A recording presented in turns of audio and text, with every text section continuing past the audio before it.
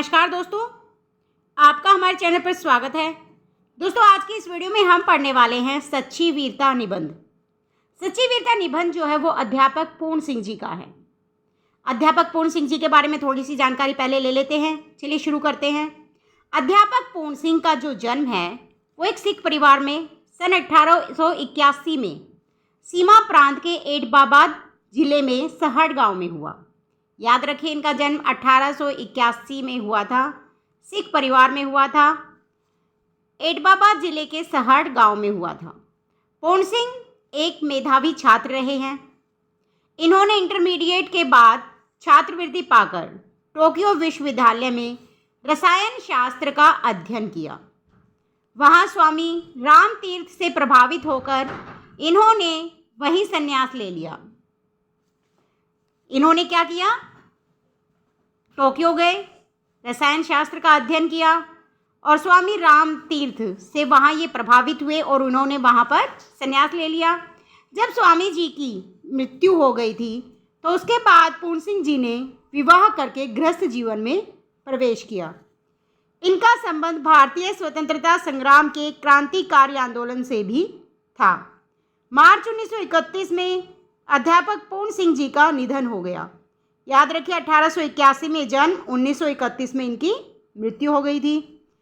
इनके अधिक प्रसिद्ध जो निबंध हैं वो हैं सच्ची वीरता, मजदूरी और प्रेम, आचरण की सभ्यता, अमेरिका का मस्त योगी, कन्यादान और पवित्रता।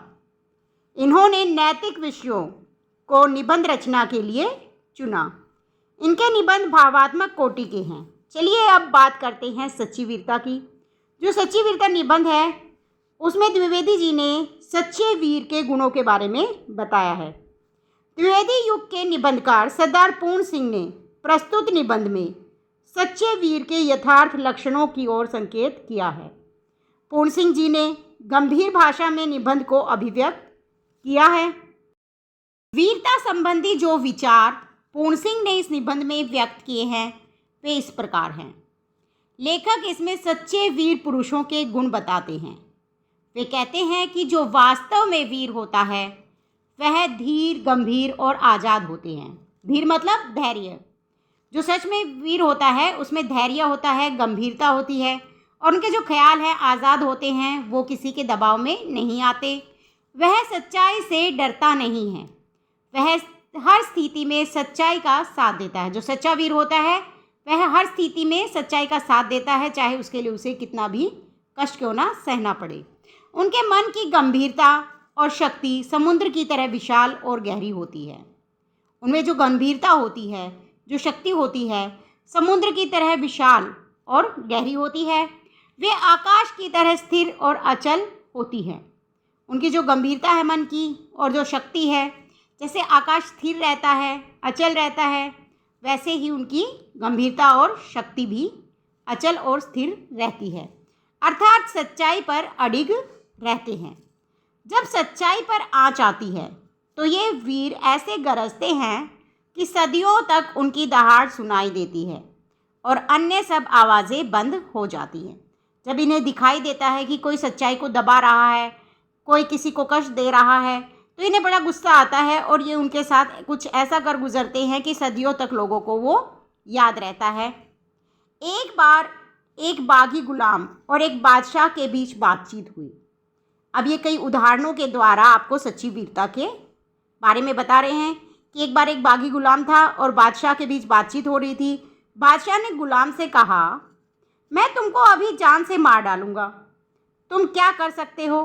तो इस पर गुलाम कहता है, हाँ, मैं फांसी पर तो चढ़ जाऊंगा, पर तुम्हारा तिरस्कार तब भी कर सकता हूँ। गुलाम की देखिए आज़ादी और खुला दिमाग। कहता है कि मैं तुम्हारा तिरस्कार, तुम्हारे इंसल्ट, बेइज्जती तब भी कर सकता हूँ, भले ही तुम मुझे फांसी पर चढ़ा दो। इस गुलाम ने दुनिया के बादशाहों के बल की हद दिखला दी। इस तरह का जोर दिखाकर ये झूठे राजा मारपीट कर कायर लोगों को डराते हैं। ये राजा क्या करते हैं? लोगों को मारते पीटते हैं, शारीरिक रूप से परेशान करते हैं। तो कुछ लोग जो कायर होते हैं वे अपने शरीर को ही सब कुछ समझते हैं, जीवन का केंद्र शरीर को ही समझते हैं। इसलिए जहाँ किसी ने इनके शरीर पर जरा जोर से हाथ लगाया, वहीं वे मारे डर के अधमरे हो जाते हैं। जो कायर लोग होते हैं, यदि उनके शरीर को कष्ट दिया जाएगा तो वे डर जाते हैं और वे सामने वाले की बात मानने लगते हैं। जबकि जो निडर होते हैं, जो वीर होते हैं, वो शरीर को दुख देने पर भी अपनी बात से नहीं पलटते। केवल शरीर की रक्षा के लिए ये लोग राजाओं की ऊपरी मन से पूजा करते हैं। जो कायर होते हैं वे ऊपरी मन से पूजा करते हैं ताकि उनके शरीर की रक्षा हो सके। जबकि जो सच्चे वीर होते हैं वे अपने प्रेम के बल पर लोगों के दिलों को सदा के लिए बांध देते हैं।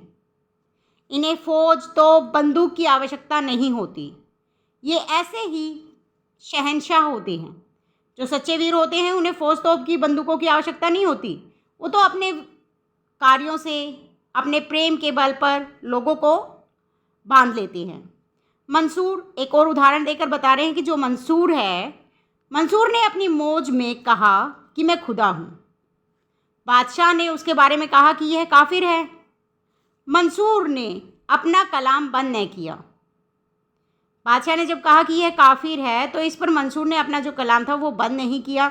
लोगों ने पत्थर मार मार के उसे अधमरा कर दिया, उसके शरीर को बुरी हालत में पहुंचा दिया। परंतु मंसूर ने, उस मर्द ने अपने मुंह से हर बार यही कहा, अनहलक अहम ब्रह्म अस्मि, मतलब मैं ही ब्रह्म हूँ। मतलब बादशाह ने, लोगों ने उसे पत्थर मार मार के बुरा हाल कर दिया, लेकिन फिर भी उसने अपनी बात को पलटा नहीं। उसने फिर भी यही कहा हर बार कि मैं ही ब्रह्म हूँ। मंसूर को सूली पर चढ़ना उसके लिए सिर्फ खेल था। मंसूर का मानना था कि यदि राजा उसे, बादशाह उसे सूली पर चढ़ा देते हैं तो यह एक खेल है। ये भी उसकी वीरता का ही सबूत है। महाराज रणजीत सिंह ने फौज को अटक पार करने को कहा। अटक चढ़ी हुई थी और भयंकर लहरें उठ रही थी। फौज ने कोई उत्साह न दिखाया। तब महाराज ने जोश में अपना घोड़ा दरिया में डाल दिया। अटक सूख गई और सब पार निकल गए। लाखों आदमी मरने मारने को तैयार हो रहे हैं। आल्प्स के पहाड़ों पर जैसे ही फौज ने चढ़ना असंभव समझा, त्यों ही वीर नेपोलियन को जोश आया और उसने कहा, आल्प्स है ही नहीं। अब नेपोलियन के ये कहने पर कि आल्प्स है ही नहीं, फौज को निश्चय हो गया कि आल्प्स नहीं है और सब लोग पहाड़ पार कर गए। एक भेड़ चराने वाली और सत्वगुण में डूबी कन्या के दिल में जोश आते ही फ्रांस एक शिकस्त से बच गया।